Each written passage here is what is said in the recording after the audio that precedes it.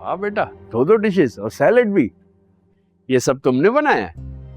जी अब्बा, सब आपकी पसंद का बनाया। आप इतने अरसे के बाद जो आते हैं। खुशबू से तो बहुत लजीज लग रहा है। जब खाना खाएंगे तो आपको और भी लजीज लगेगा। अम्मी की याद आ जाएगी। अरे बेटा, उसे मैं भूला कब।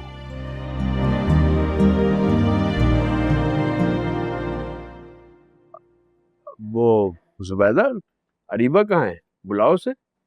सो रही है वो। ये कौन सा वक्त है सोने का? सुबह भी मैंने तुमसे पूछा था तो तुमने कहा सो रही है।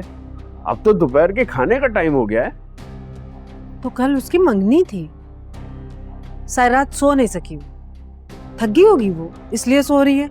हम सब भी उसी के साथ सोए थे, और ये ताबीन भी तो है, सुबह से काम में लगी हुई है। तो आप मेरी बच्ची से काम करवाना चाहते हैं? ये बात आपको ताबीन ने की होगी ना, कि आपकी बेटी से मैं सारा दिन काम करवाती हूँ। इशफाक साहब, अगर मैं इससे सारा दिन काम करवाती होती ना, तो आज ये यूनिवर्सिटी में पढ़ नहीं रही होती। ताबीन ने मुझसे कुछ नहीं कहा, इसलिए तुम बात का बतंगड़ मत बनाओ।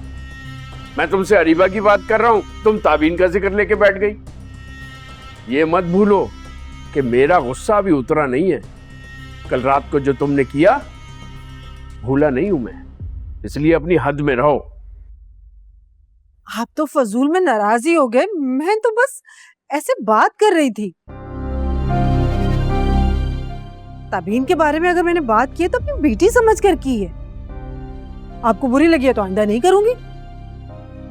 जहां तक बात अरीबा की है, वो इस घर में मेहमान है। कुछ ही दिनों में उसकी शादी हो जाएगी, वो अपने घर की हो जाएगी। अम्मी बिल्कुल ठीक कह रही हैं अब्बा। मुझे काम करने में कोई प्रॉब्लम नहीं है।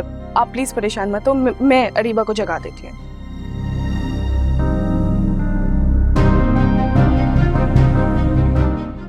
मोहतरमा चावल लाना तो भूल ही गई, मैं लेके आती हूँ।